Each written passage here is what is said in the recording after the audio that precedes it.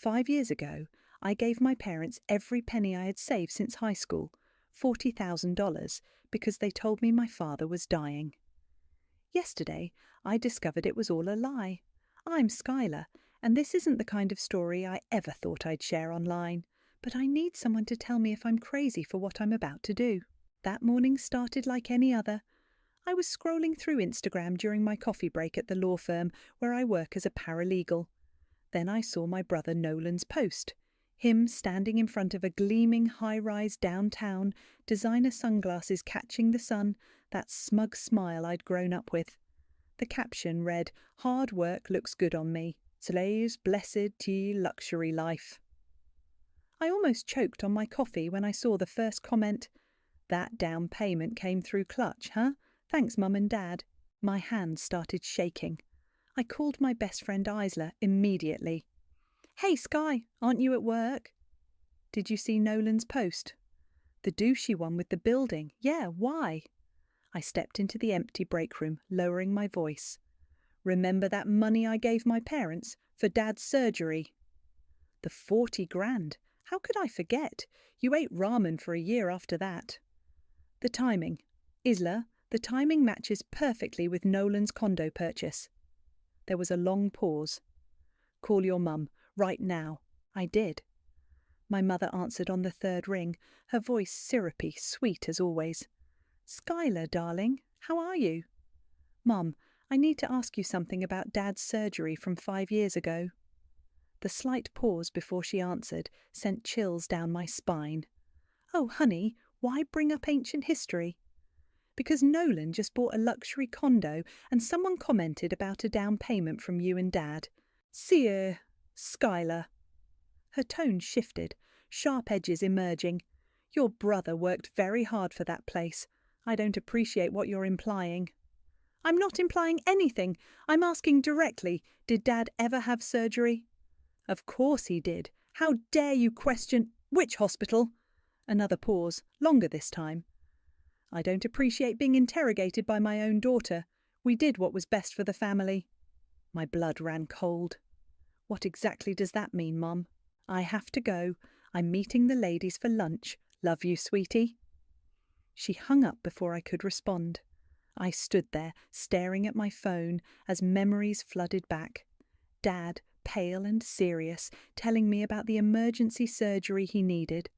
Mum, crying about how insurance wouldn't cover it. Me, emptying my account the next day, believing I was saving my father's life. The thank you note they sent. A generic Hallmark card with a gift card to Olive Garden. I called my father's doctor's office. "Hi, I need copies of my father's medical records from 5 years ago. Gerard Wise?" "Of course. What procedure was this regarding?" "The emergency surgery in June 2018. I heard keyboard clicking. "I'm not seeing any surgical procedures that year, Ms. Wise, just routine checkups." The room started spinning. I grabbed the break room counter for support. "Are you sure? Nothing about his heart?" "Your father's never had any cardiac issues, Ms. Wise. His health has been excellent."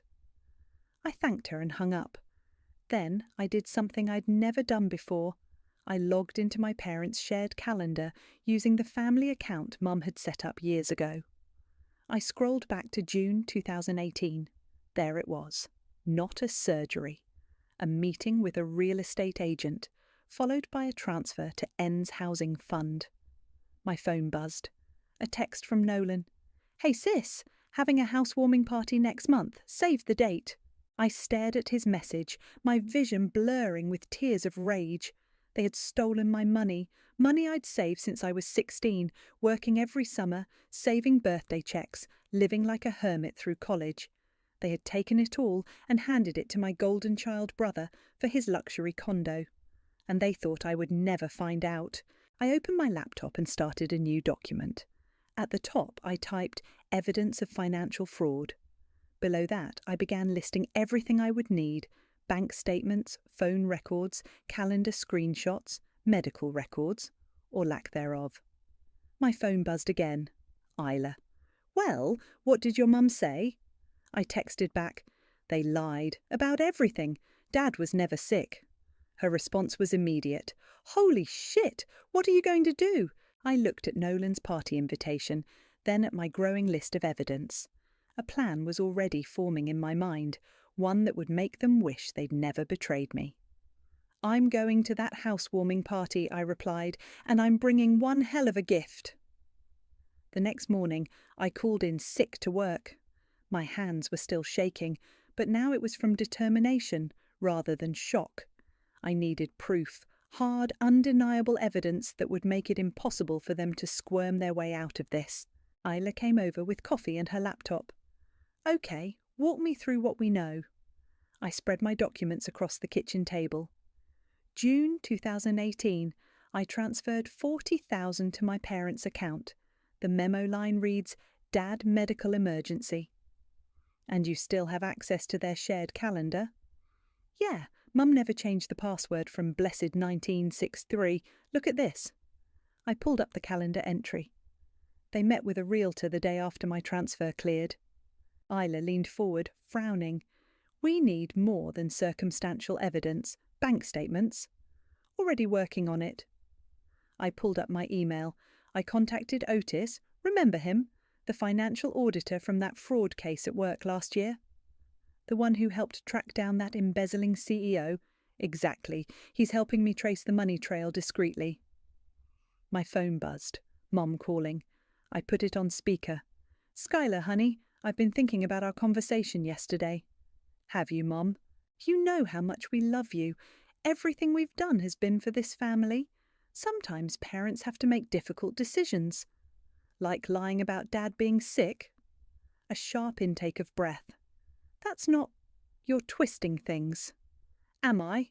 Because I called Dad's doctor yesterday." Silence. Then, "You had no right to do that." "I had every right. It was my money. Money you gave to your family. We needed it for Nolan's condo." The line went dead. I looked at Ela, who was already typing furiously. "Got it," she said. "Your mum's Facebook post from July 2018. So proud of our son taking this big step. Jeej, proud parents, Jeej, new home." The timestamp matches perfectly. My email pinged. Otis had come through. The bank records showed everything. My transfer going into my parents' account, then moving to a joint account they shared with Nolan 2 days later. From there, it went straight to the real estate company. "They didn't even try to hide it," I muttered. "Because they never thought you'd look," Isla said quietly. My phone buzzed again. A text from Sasha, Nolan's girlfriend. "OMG, girl, you have to help me plan the housewarming. Your brother is being so useless with the details." I smiled for the first time in 2 days. Perfect. "What are you thinking?" Isla asked. "Sasha loves to talk, and she loves to show off on social media." I texted back, "Love to. Coffee tomorrow?" The response was immediate. "Yes, 11 a.m. at Riverside Cafe. You're literally saving my life." The next day, Sasha was already waiting when I arrived, surrounded by Pinterest boards and colour swatches. "Sky, thank God you're here. I need this party to be perfect for the gram." I sat down, ordering a latte. "The place looks amazing from Nolan's posts. Must have been quite a down payment." "Oh my God, right. Your parents are literally angels. Nolan never had to pay a dime himself. We're so blessed." I kept my face neutral, recording every word on my phone under the table. "Mum and Dad are always so generous with him." "I know. Like, remember that time they gave him that huge chunk of money right after college for his business venture? Which, okay, totally failed, but still, they just want him to succeed, you know?" By the time I left, I had everything I needed. I called Otis on my way home. "I've got those records you asked for," he said. "Your parents have been funneling money to your brother for years. The surgery story? They've used similar excuses with other relatives. There's a pattern. Can you put together a presentation, something clear and devastating?" "Already on it. But Skylar, are you sure about this? Family stuff can get ugly fast." I thought about all the years I'd struggled to rebuild my savings, the overtime shifts, the missed vacations, the cheap apartment with unreliable heating. all while Nolan lived in luxury, funded by my sacrifice. They made it ugly when they decided to steal from me. That night I got a text from my cousin Esme. "Hey, I heard you asking questions about Uncle Gerard's surgery. I've been wondering about some things too. Can we talk?" I smiled. The cracks were starting to show in the family's perfect facade. Soon they'd all come crumbling down. My phone lit up with another notification, Nolan posting more photos of his condo. "Living the dream," the caption read. "Party details coming soon." "Oh, brother," I whispered, saving the post as more evidence. "You have no idea what's coming." I met Esme at a quiet coffee shop across town, far from our usual family haunts. She was already fidgeting with her cup when I arrived. "Thanks for meeting me," she said, glancing around nervously. "I've been wanting to talk to someone about this for years." "About what exactly?" 2 years ago, Aunt Allison told my parents Dad needed emergency dental surgery. They gave her $12,000. Esme's hands tightened around her cup. "Last month I saw him at a family dinner, asked how his teeth were doing. He had no idea what I was talking about." My stomach churned. They've done this before. Multiple times, I think. Remember Cousin Patrick, the medical fund for his kid? I pulled out my phone and called Otis, putting him on speaker. "Are you hearing this?" "Every word," he replied. "Esme, would your parents be willing to provide bank records?" "They're already furious. Mum found out Uncle Gerard was at the casino the day of his supposed surgery." While they talked, my phone buzzed with a text from Sasha. "Emergency! Can you come by the condo? Having a crisis with the party planning?" I said goodbye to Esme and headed to Nolan's place. The doorman knew me. Sasha had put me on the permanent access list during our coffee date. The elevator rode smoothly to the penthouse level. Sasha opened the door, perfectly manicured hands flying everywhere. "Thank God you're here. I need help with the setup. This smart TV is giving me hell." I looked around the massive space, noting every detail. Floor-to-ceiling windows, marble countertops, a view that probably cost as much as my entire apartment, all bought with my stolen savings. "What's wrong with the TV? I want to do this amazing photo slideshow during the party, but I can't figure out how to connect everything." I examined the TV setup, an idea forming. "You know what? I know someone who's great with this stuff. He could set up something really special for the party." "Really? Oh my God, you're literally an angel." I texted Otis, "How do you feel about a side job? Need someone to set up a special presentation system." His response came quickly. "Already have something in mind, very discreet, very effective." Over the next week, everything fell into place. Otis installed a hidden projector system that could be controlled remotely. Sasha approved all the test slides we showed her, carefully curated photos that revealed nothing of our true plan. Then came the formal invitation. "Join us for an evening of celebration. The Wise family cordially invites you." My mother called that evening. "Skylar, darling, I hope you're planning to say a few words at the party, as his sister." "Of course, Mum. I've been working on something special." "Wonderful, and starting about our last conversation. I hope you understand we only wanted to do what's best for the family." "I know, Mum. Don't worry. Everything will be clear soon." After hanging up, I met with Otis one last time. He handed me a USB drive. "It's all here. Bank statements, calendar screenshots, recorded conversations. Even found some interesting social media posts from your parents bragging about helping Nolan while you were still eating ramen every night." "And the timing?" "Perfect. When you give your speech, just press this button. The presentation will do the rest." I stared at the small device in my hand. They really thought they'd get away with it forever. People like that always do. They count on family loyalty to keep their secrets. My phone lit up with messages. Isla. "Everything ready for tomorrow?" Esme. "Mum's bringing all the bank statements to the party." Sasha. "Can't wait for your speech. Nolan's so excited." I looked out my apartment window at the city lights. Somewhere out there, my family was preparing for their perfect party, their perfect lies, their perfect facade. "One more thing," Otis said, handing me an envelope. I had my accountant draw this up. It's an official invoice for the original $40,000, plus 5 years of compound interest. I smiled, thinking of Nolan's face when I would hand it to him. How much total? $58,423, every penny documented. That night I laid out my outfit for the party.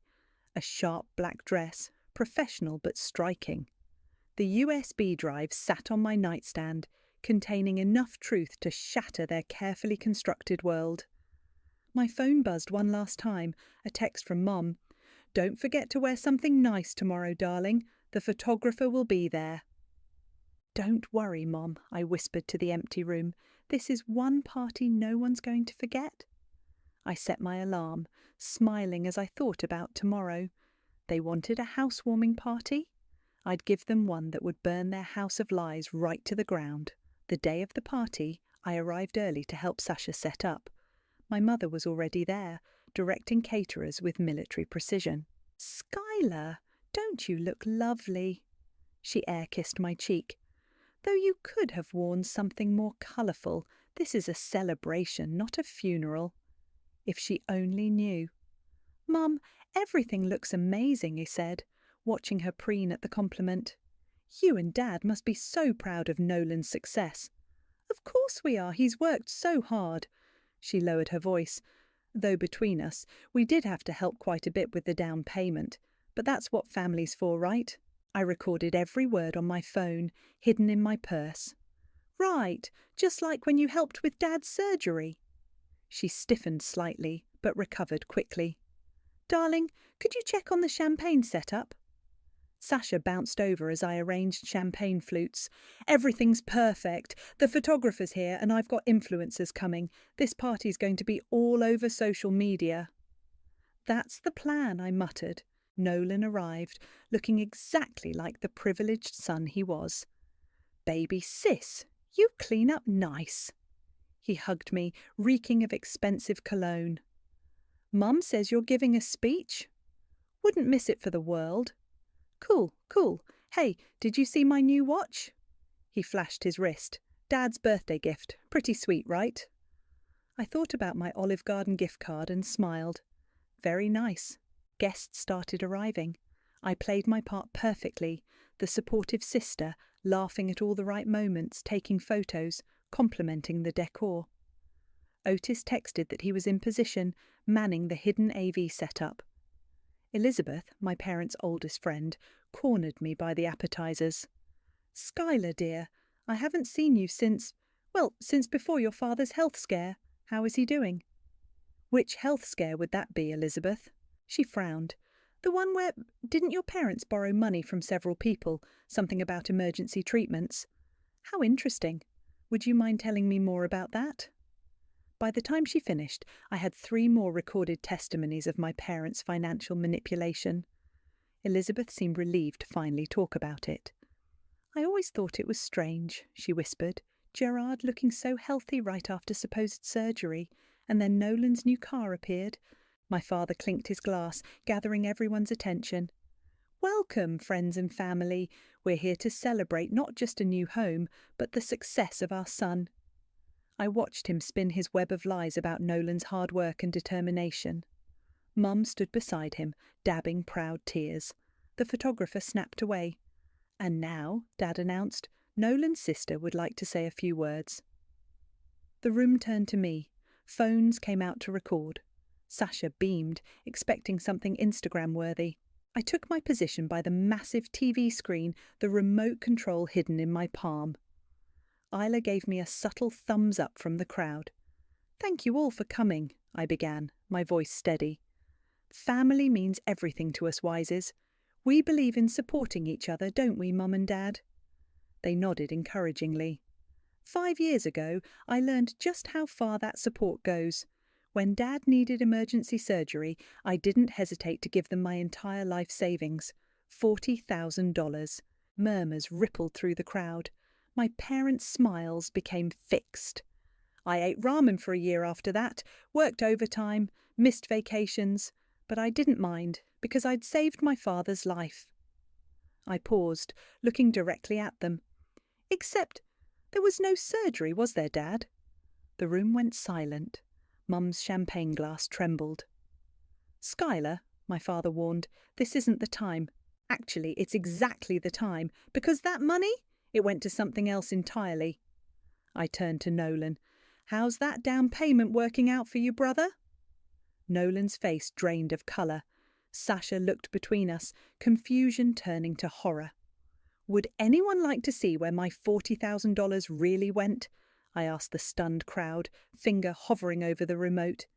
Because I've prepared a very special presentation. My mother stepped forward, voice shaking. Skylar, please.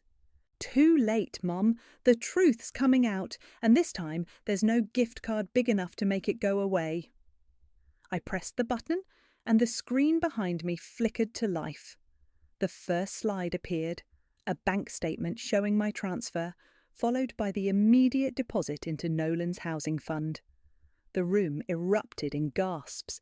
Phones started recording frantically, and as I stood there, watching my family's perfect facade crumble, I felt something I hadn't felt in 5 years. Power. Now, I said, smiling at the cameras, let me tell you what really happened to my money. The presentation continued, each slide more damning than the last. Bank statements, calendar screenshots, social media posts, text messages, all perfectly time-stamped, all telling the same story of betrayal. Here's Mum's Facebook post about Dad's successful surgery. I clicked to the next slide, and here she is 3 days later celebrating Nolan's new condo purchase. Quite a recovery time, wouldn't you say, Dad? My father stood frozen, his face ashen. Mum had collapsed into a chair, her perfectly manicured hands covering her mouth. Skylar, stop this immediately. Nolan stepped forward, trying to grab the remote. Why? Afraid your followers might see who really paid for all this luxury? I gestured around the room. Speaking of which, Sasha, you might want to start recording. This'll be great content for your channel.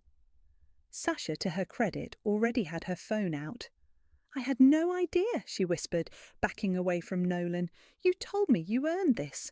And here's the best part, I continued, clicking to the next slide. They didn't just steal from me. Elizabeth, remember that money you lent them for Dad's dental work? Look where it went. The screen showed a receipt for Nolan's designer watch, the same one he'd been flashing around all evening. Elizabeth stood up, her voice shaking with rage. Gerard, Alison, how could you? It's not what it looks like, Mum finally spoke, her voice thin and desperate. We were just trying to help our son. By stealing from your daughter? Isla called out from the crowd. By scamming your friends? The room erupted in angry murmurs. Phones kept recording. I saw several guests already typing furiously on social media. Oh, and Nolan! I reached into my purse and pulled out the envelope Otis had prepared. Here's your housewarming gift, an invoice for $58,423. That's my original $40,000 plus 5 years of compound interest. I dropped it in front of him. I expect payment in full within 30 days. My lawyer will be in touch. You can't do this, he sputtered. We're family. Family? I laughed, and the sound echoed through the stunned room. Family doesn't steal from each other. Family doesn't lie about life-threatening illnesses. Family doesn't watch their daughter struggle for years while funding their son's luxury lifestyle. Please, Mum stood up, reaching for me. We can explain everything. Save it for social media, Mum. I'm sure your country club friends would love to hear how you scammed your own daughter. The crowd had started to thin, guests slipping away with embarrassed glances and whispered comments. Sasha was still recording, tears streaming down her face. I trusted you, she said to Nolan. I defended you when people said you were living beyond your means. I posted about your success story to my followers. Babe, please, don't babe me. My whole brand is about authenticity. Do you know what this will do to my reputation? Dad finally found his voice. Skylar, you've made your point. Now stop this before you destroy this family completely. Destroy the family? I turned to face him, my voice ice cold. You did that the moment you decided to steal my money.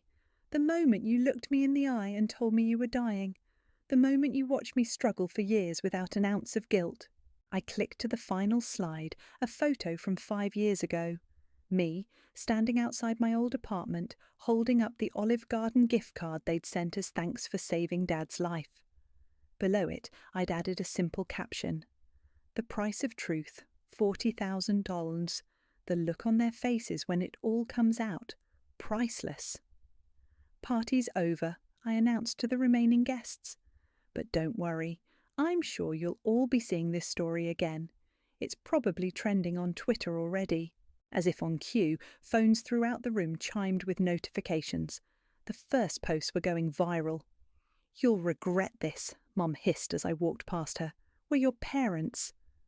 I stopped at the door and turned back one last time. No, Mum, you're just people who taught me a very expensive lesson about trust. Consider it a fair trade. You got your son a luxury condo, and I got the truth. I walked out of the party to the sound of Sasha arguing with Nolan, Elizabeth demanding her money back, and my mother's quiet sobs. In the elevator, my phone buzzed with a message from Esme. That was incredible. They had it coming. Outside, the night air felt clean and fresh. My hands weren't shaking anymore.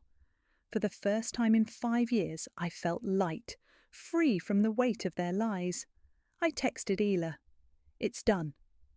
Her reply came instantly. Worth every penny? I smiled, looking up at the building where my family's perfect facade had finally shattered. Worth every damn cent. The fallout hit faster than I expected. By morning, Wise family scam was trending locally. Sasha's video had gone viral, with commentary ranging from supportive to scathing. My phone wouldn't stop buzzing. Have you seen this? Isla sent me a link to a local news website. The headline read, Social media influencer's perfect life revealed as family fraud. I hadn't even finished reading when Elizabeth called. Skylar, dear, I've been talking with some people from the country club. You're not the only one they borrowed money from. How many? At least 6 families, all for different medical emergencies.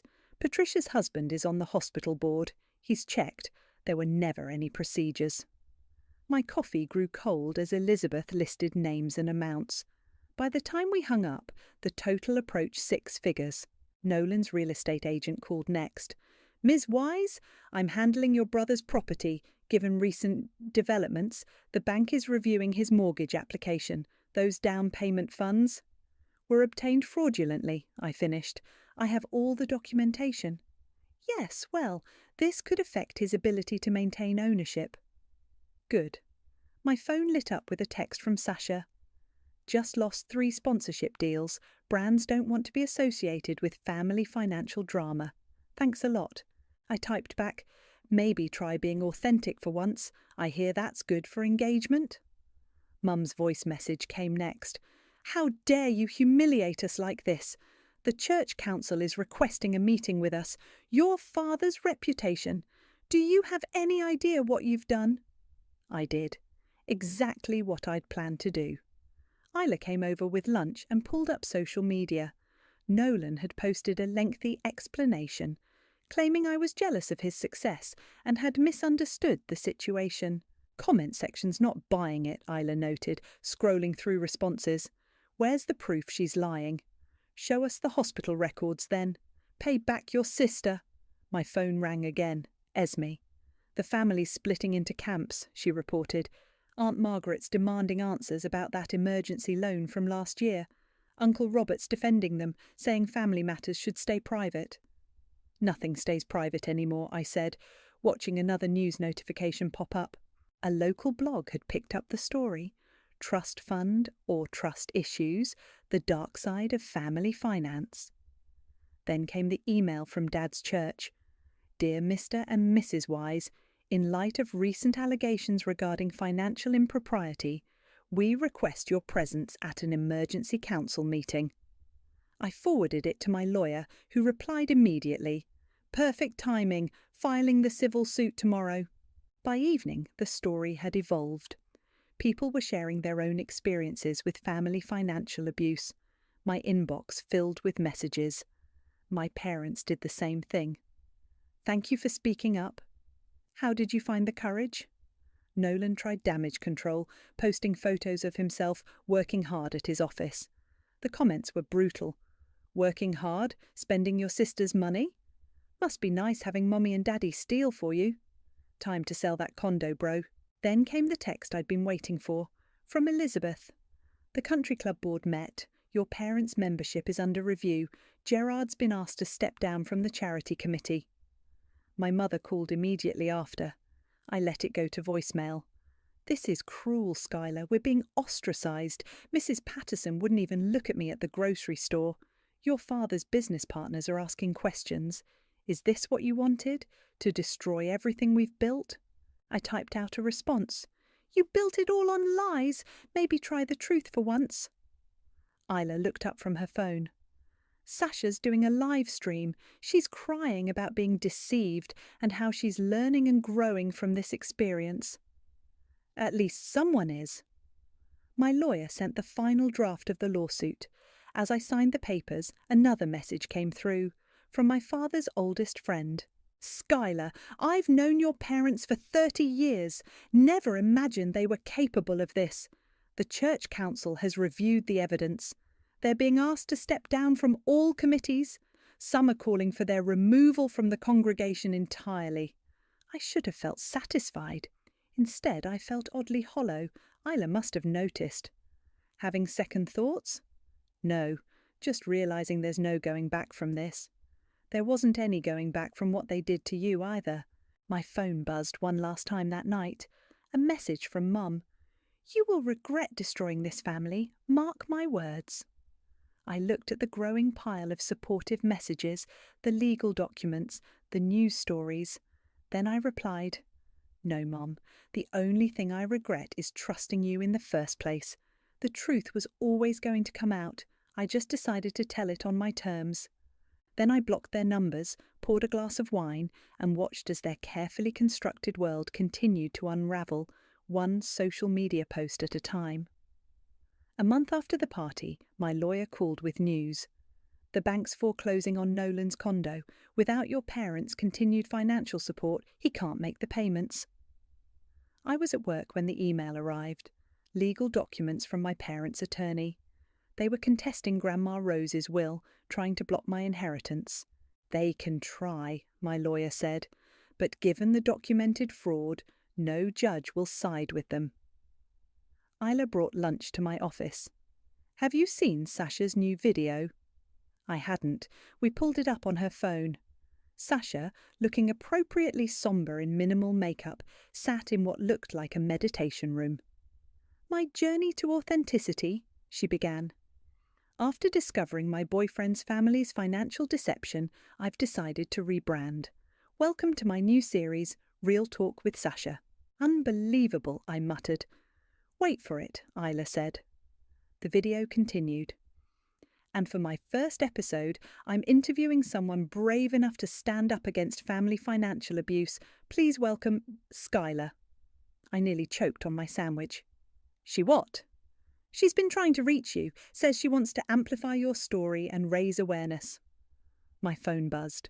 Elizabeth calling. You won't believe this, she said without preamble. Your parents just tried to refinance their house. The loan officer recognised their names from the news, denied. How do you know this? I'm on the bank's board, dear. Your father's credit is toxic right now. Everyone knows. Later that afternoon, Esme sent me a video. It showed Nolan moving boxes out of his condo, cursing at someone filming him. Your brother had a meltdown at the building manager, she texted. Security had to escort him out. I was about to reply when an email notification popped up from a women's advocacy group. Dear Skylar, your story has inspired many victims of family financial abuse. Would you consider speaking at our upcoming conference? Similar requests had been flooding in. Podcasts, blog interviews, support groups. My inbox was full of messages from people sharing their own stories of family betrayal. I started a blog, anonymously at first, The Price of Trust, Surviving Family Financial Abuse. It went viral overnight. Then came the biggest surprise. A notification from my fundraising page, the one I'd started to help other victims of family financial fraud. The donations had crossed $100,000. We should turn this into a proper foundation, Ela suggested. Help people navigate the legal process, provide resources. My phone rang. Otis. Thought you'd want to know, he said. Your parents' church officially excommunicated them yesterday. Something about breach of moral conduct and community trust. I was drafting the foundation's mission statement when Sasha's message arrived. My video about financial transparency got 2 million views. Brands are loving the authenticity angle. We could really help people if we worked together. I ignored it, focusing instead on the email from my lawyer. Settlement offer from your brother. He's willing to pay back the full amount, plus interest, if you'll sign an NDA and take down the social media posts. Tell him he's 5 years too late, I replied. The local newspaper ran a feature. From victim to advocate, how one woman's family betrayal sparked a movement. Mum tried reaching me through a burner number. The house is going into foreclosure. Your father's business is failing. Are you happy now? I blocked the number and opened my laptop, typing out a new blog post. The Cost of Truth, Why Financial Abuse Thrives in Silence. Isla came over that evening with takeout and news. Your story made it to a major network. They want to do a segment on family financial abuse. My phone lit up with a text from Elizabeth. Your mother tried to join the new country club across town. They Googled her name first. Application denied. Then came an email from the Women's Advocacy Group. The conference panel was a huge success. We'd like to establish a scholarship in your name for survivors of financial abuse.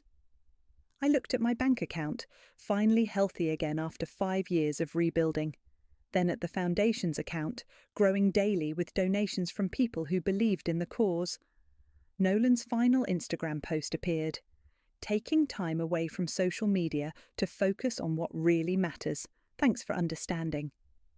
The comments were merciless. Maybe focus on paying back your sister. Bye, fraud bro. Justice served. My lawyer called one last time that day. The civil suit is proceeding. Given the evidence and public pressure, they don't stand a chance. I sat at my window, watching the city lights.